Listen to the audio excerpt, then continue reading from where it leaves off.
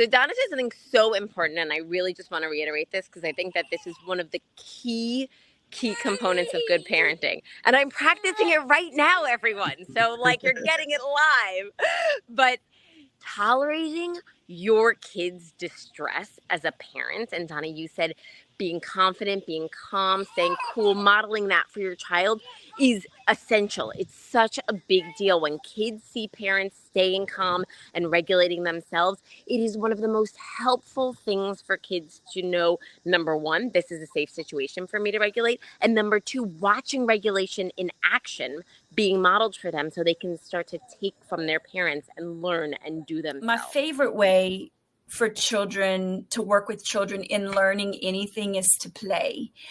I think that that's the work of childhood, and I think it's the way that they can process and learn the skills that they need to respond to anxiety, to kind of play it out.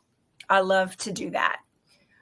Then with special needs, it might take more repetition. I think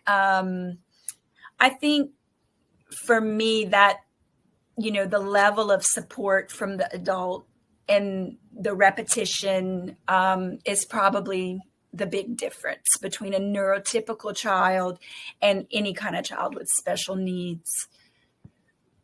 If I could say my takeaway for today is distress tolerance. A huge percentage. I don't want to give a number. Sometimes I give a number and, I question myself because we don't really have research on this. But I can say with confidence that a huge percentage of good parenting is just tolerating the distress of those moments with your kids. And if you can yourself regulate, stay calm, take some deep breaths, keep a smile on your face, know that it's going to be okay.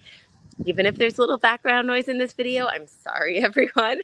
But we wanted to be able to talk to you about transitioning back to school. We wanted to be able to get Donna's time while she was available to us. And so here we are.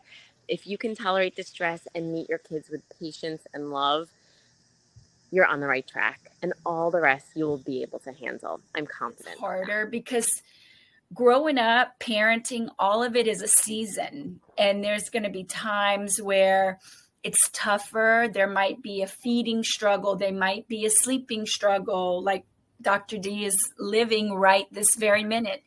And the routines, the consistency is almost like a launching pad or a sounding board. It's something you can go back to. But then when things are different, you can learn how to deal with that because there's a frame of reference. That kind of makes sense. No, it makes perfect sense. With that in place, definitely finding support. Every state has some sort of early intervention program. If you are not sure, if you have any kind of questions or concerns as a parent, it's the best move is to reach out as soon as you're wondering. You'll either be able to have a conversation where you find out, okay, everything's kind of on track, or if not, to get some people to join you on your journey. That could be speech language pathologists like me. It could be a special instructor, an occupational therapist, physical therapist, behavior specialists.